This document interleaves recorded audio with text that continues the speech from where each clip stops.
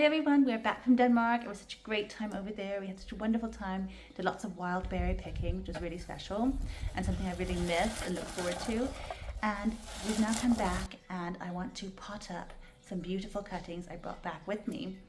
You can't bring plants over from abroad, but you can bring cuttings as long as there's no soil attached. And so my mother has these most amazing hydrangeas, or as we call them in Denmark, hortensia, in her garden, which have a mixture of pink and blue flowers. They are fantastic.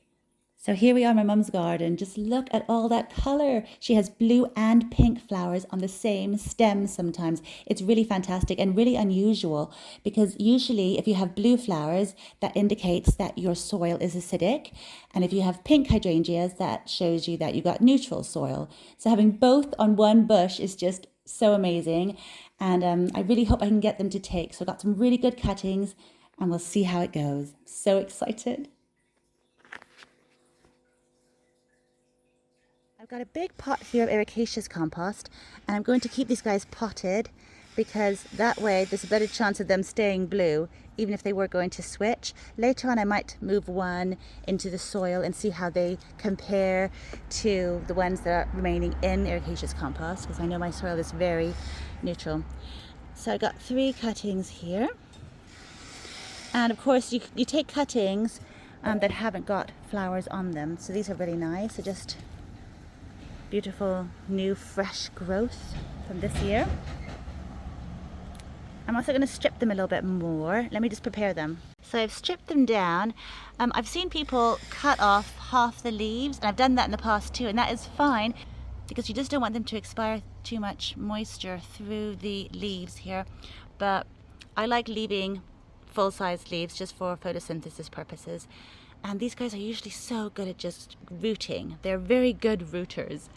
They've been sitting in water for a couple of days now since we came back. And so I'm just going to get my rooting powder out here. There it is. And we'll just dip their ends into that. Now that they're fully coated, I can just put them straight into the soil. And here's my next hole. There it is. Make another hole there, right along the edge. It's so funny, I wanted to grow these ones such a long time. They're such cute ones. So there they are. I'm going to firm them in now and then give them a really good drink. These guys are always so thirsty. But of course they're really well hydrated because they've been sitting in water since we got back. I need to find a little safe place for them because I have some very delightful garden birds that really like to uproot my plants. They love digging in it because I think, you know, the soil is always full of goodness and full of little bugs and fun treats for the birds. They look so good.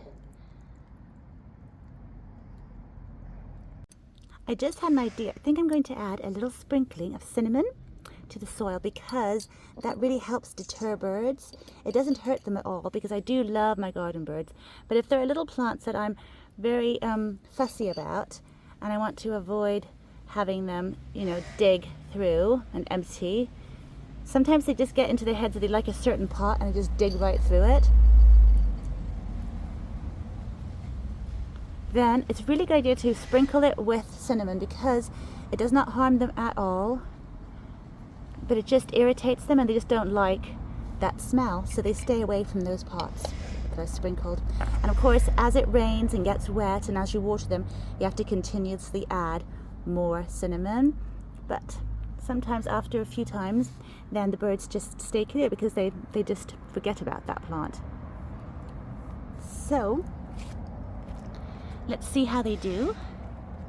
I really hope they all take, but I have got some backups and I've got all 3 now so that even if we just get one, then we can continue propagating that one and we'll definitely have one of my mum's beautiful hydrangeas here. I've got so much to do since coming home. The apple tree over here, been really, really full of apples and they're starting to drop. So it's time for us to start picking and eating. These are delightful eating apples. We have some that you have to cook. And I'm going to make apple cider vinegar with those ones and other things too, of course. But these ones are beautiful and big and ready for the picking. Just about anyhow.